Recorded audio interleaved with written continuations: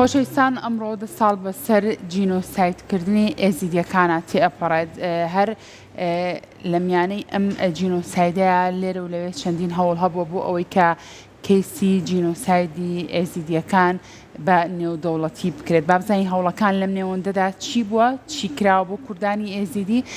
سبەینێژ لە زانکۆی سلێمانی کۆنفرانسێکی تایبەت بە جینۆساید بەڕێوەچێ. با بزانین ئەم کۆنفرانسە چۆن باز لە جینۆسایدەکە هەموو ئەو نەهامەتی و کۆژانیانی کە بەسەر کوردانی ئێزیدیا هاتووە ئەچێتە چوارچێوەی جینۆسایدەوە یاخود ئەمانە و کۆمەڵک بابەتی تر تاوتوێکن لەگەڵ زۆر بەڕێز حاکم قاسم کە بەڕێزیان وەکو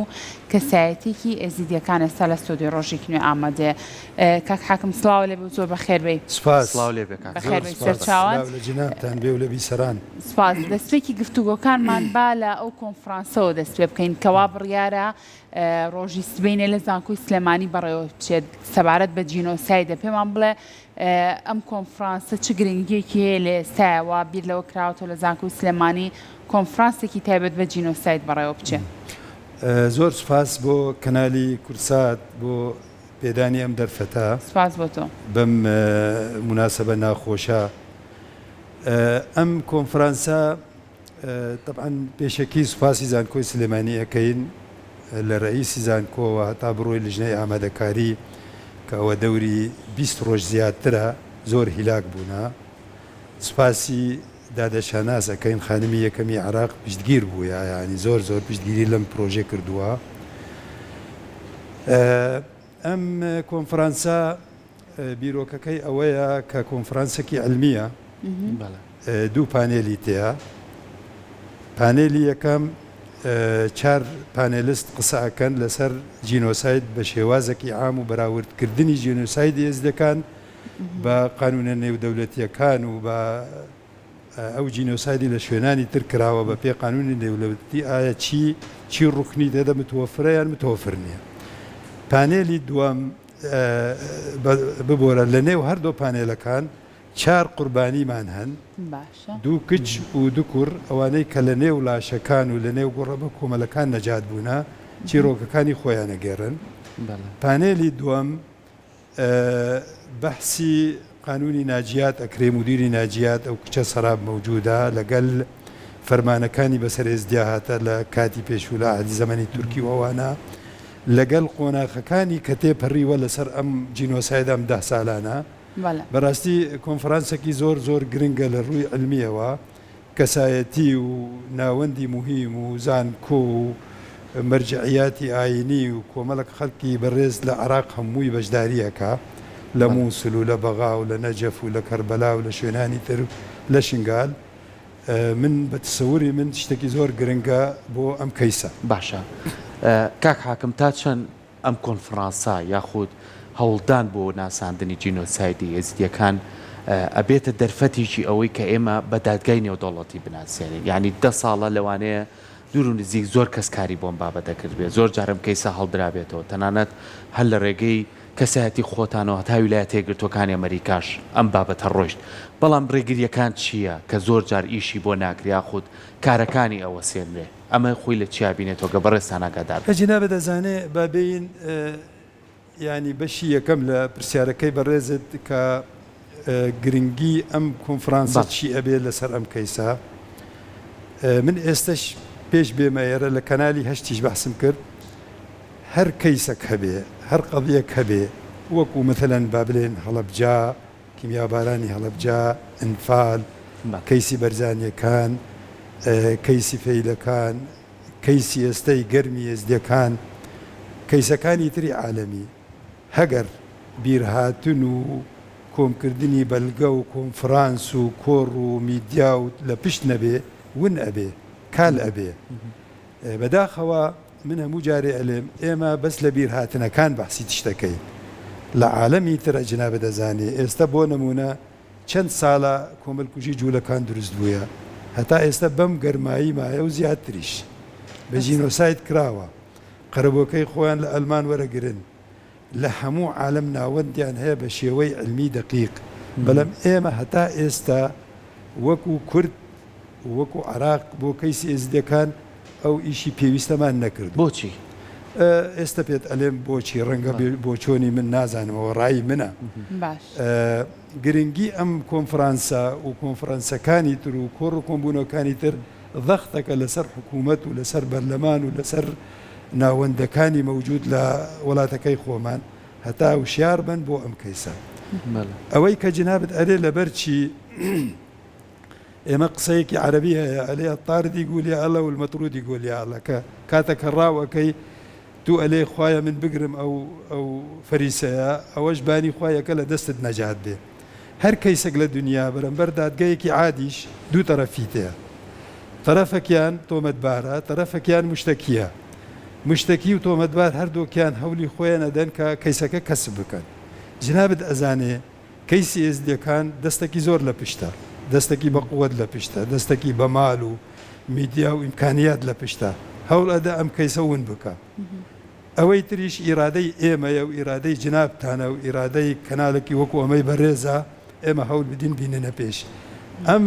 جەڕ الحەبلا دائما هەردوو تەرەفیش هەوڵ ئەدەن هەر یەک لە مەسلحەتی خۆی ئیش بکە جنابت دەزانێ کەیسی ئێزدیەکان ئەوە 10 ساڵ لەسەر ڕۆشت لە دەرەوەی عراق لە ناوەندەکانی عالم دەوری 17 شوێنی مهم دانی پێداناوە کە جینۆسایدا و شتەی بەرەمبەر ئێزدیا کرێت هەتا ئێستا لە ناوخۆیی خۆمان لە عراق و لە کوردستانیش ئەو احتیمامە پێنینە وەکو دەرەوە باش بۆ لێیان کۆمەڵک هۆکارە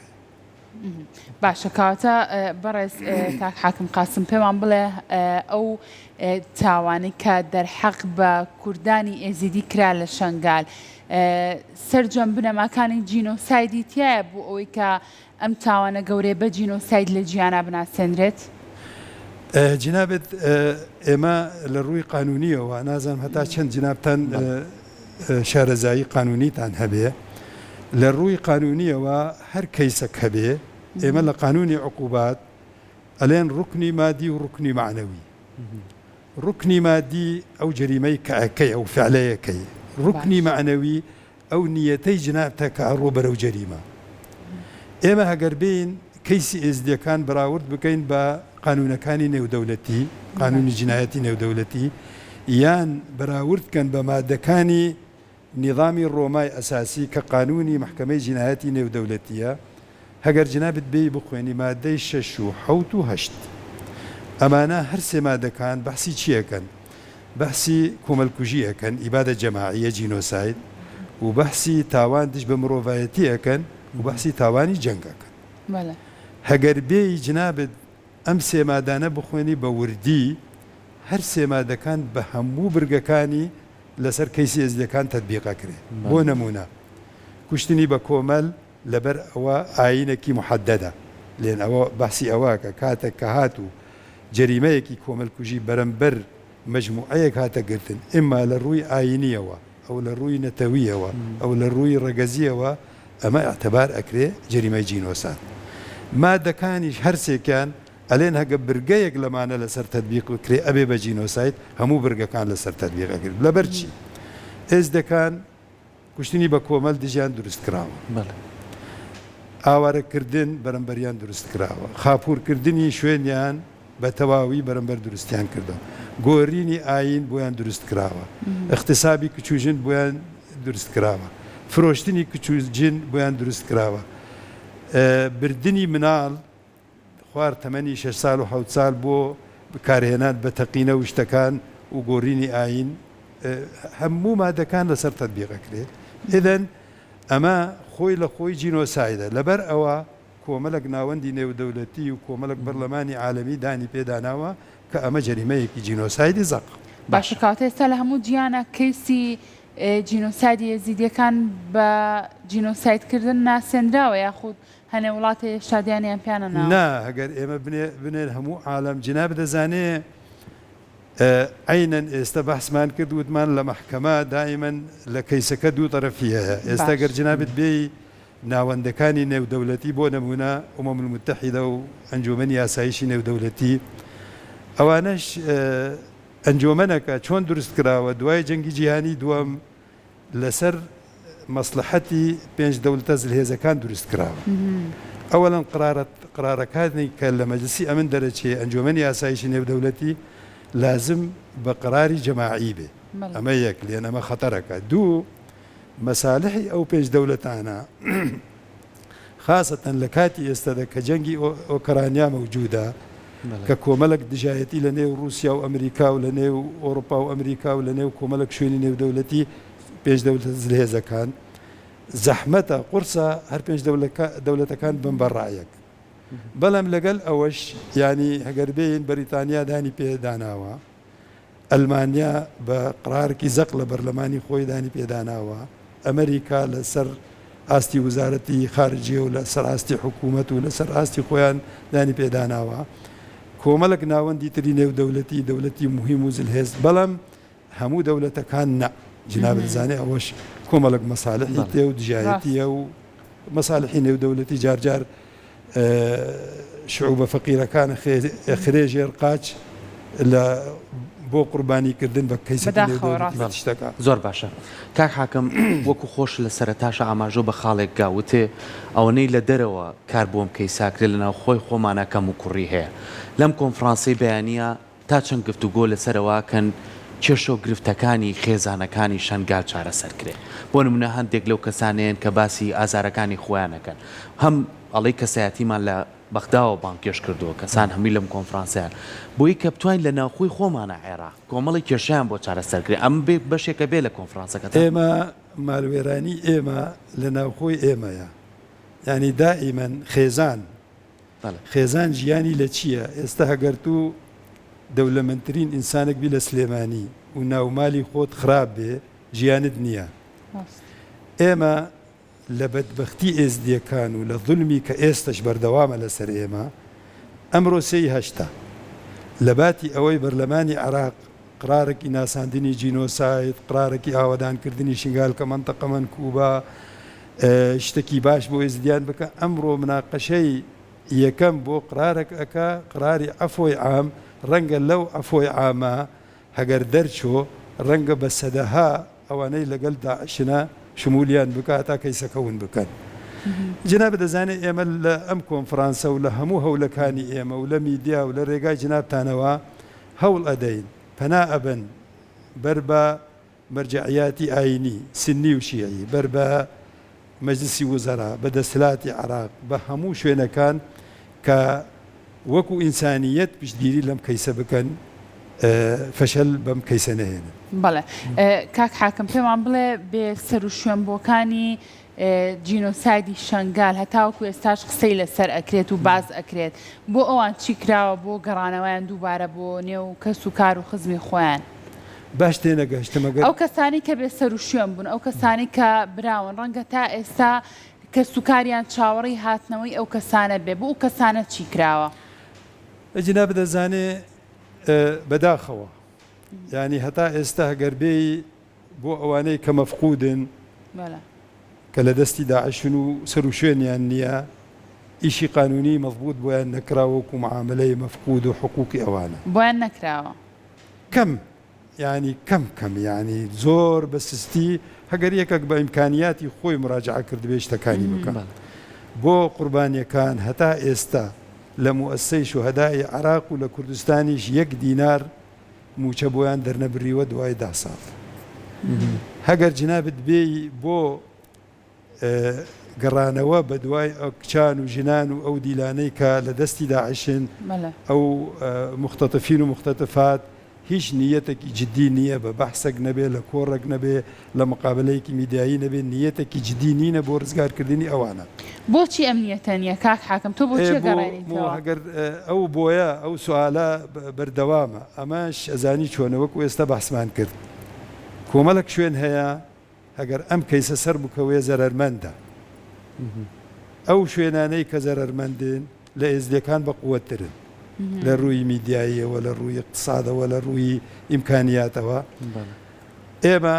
هەوڵ ئەدەین ئەم کەیسە بگەینین بە شوێنێک ئەو ئەطرافانە هەوڵ ئەدەین بە ئاراستەیەکی تر ببن جنابت زانێ هۆکاری مەسلەحە و کا بەشێک لەوانە دەستیان لەو جەریمە هەبێ بۆ ونکردن ئەمە هۆکارەکەیە باشە کاک حاکم با باسێکی شەنگال بکەین ئێستا ئەو خێزانانی کە گەڕاونەتۆ لە کەمپەکان ئەرچی حکوومەتی عێراقیە یاخود حکوومەتی هەرێمی کوردستانە بە ئەم پرسیارە بکەین کە بتوانێت مافەکانیان زۆر بۆ بکەن لە ڕووی نیشتەجێبوونەوە لە ڕووی پێداویستیەوە لە ڕووی هەندێک لەوانەیە هەندێک خێزان هەر هیچی نەماوە ئەمە ئەرچی کامیانە زیاتر بەڕاستی ئەرکی هەردووکیانە زانی بوو هەتا ئێستش هەموو شتەکانی کە بۆیان دابین کراوە لەسەر وزارەتی هجرە و مەهاجرینی عێراقە بەس کۆمەڵک شوێن بارزنگانی بەوە ئەکا بەحسی ئەەکە لە میدیا هەوچە ئەم هەندە نازحین لە لای ئێمەیە وامان کردووە بەس هەمووی لەسەر ئەرکی ڕێکخراوەکانی نێودەوڵەتی دووەلمانحە وزارەتی هجرە و مەهاجرینی عێراقە ئێمە ئێستا وازمان لەوە هێناوە ئێمە ئەرکی لەسەر حکوومەتی کوردستانە بهێلێ ئەم خەڵکانە بگەڕێن بۆ شوێنی خۆیان ئاستەنگ بۆیان دروست نەکە ئەرکەکەی تر بۆ ئاوەدانکردن و دابینکردنی شوێن و خەدەمات و شتانە لەسەر حکوومەتی عێراق باشە کەواتە کاک حاکەم لە دوای جینۆسایدکردن شنگال پێویستی بە چیە و چی بۆ کراوە هەروەها تا چەندیش زەمینە سازی کراوە بۆ ئەوەی کە ئەو کەسانەی کە شنگالیان بەجێهێشتە دووبارە بگەڕێنەوە بۆ زێدی خۆیان شنگال هەموو جارێ بەحسمان کردووە شنگال پێویستی شنگال منطقەیەکی منکوبە لە بنەڕەتەوە وێران بووە شنگال پێویستی بە ئاوادانکردنەوەیە پێویستی بە جانبی ئەمنیە پێویستی بە ئەو خێزانەی کە گەڕن ژیان بۆیان دابین بکە هەتا هەست بە غەریبیەکی تر نەکەن بەڵام هەتا ئێستا جناب بزانێ ئەوە 10 ساڵە شنگال قایمەقایمی تێ نییە قایمەقایمی شنگال ئێستا لە مووقعی بەدیلە لە سمێر لە دهۆک کۆمەڵک دەوائر مایە لە دایرەکانی شنگال نەگەڕاونەوە ئەمە هەمووی ئاستەنگە بۆ ژیانی ئەو خەڵکانەی ئەگەڕێن لەگەل ئەوەش ئینسان بە وجدان بێ تشتە کراوە ئێستا لە شنگال ینی بۆ نمونە ڕێکخراوەکانی نێودەوڵەتی وزارەتی هجرە و مەهاجرینی عێراق کۆمەڵک شوێن ینی شتیان کردووە بەس بە مستەوای مەطلوب نینە جناب زانێ هەتا ئیدارەیەکی ڕاست و دروستی لە شنگال دروست نەبێ قایمە و مدیر ناحیە و دایرەکان نەگەڕێنەوە ئیشەکە ناکەوێت سەر سیستەمی خۆی لەن جناب ئێستا مەثەلەن مەسئول ڕێکخراوەک بی لە دووەلمانی حەبۆ نمونە لە ئەلمانیا تو تعامل لەگەڵ کێ بکی لازم تعاملك لەگەڵ ئیدارە بکی لەگەڵ شوێنێکی ڕسمی بکی ئەمە هەمووی ئاستەنگە ڕاستە هیوادارین کە ئەم کێشانە بەرەو چارەسەر بڕوا و ئێوەش توانن لە کۆنفرانسەکەی بەیانیتانە زیاتر بە شێوەیەکی زانستی لەسەر ئەم بابەت هەم لەسەر جینۆساید و هەم لەسەر ئەو خاڵانەی کە کەم و کوڕیتەیە چارەسەرکردن دووبارە سپاس بۆ تۆ کاک حاکم سپاس بۆ ئامادەبوونە زۆر سپاس بۆ جنابتان زۆر سپاس بۆ کەنالی کورسات زۆر دەستان خۆش بێ زۆر سپاس بۆ ئەم دەرفەتە کە جنابتان دابە من کە بەحسی ئەم حقیقەتە بکەم دەستەکانە خۆش بە کاک حاکم دووبارە سپاس بۆ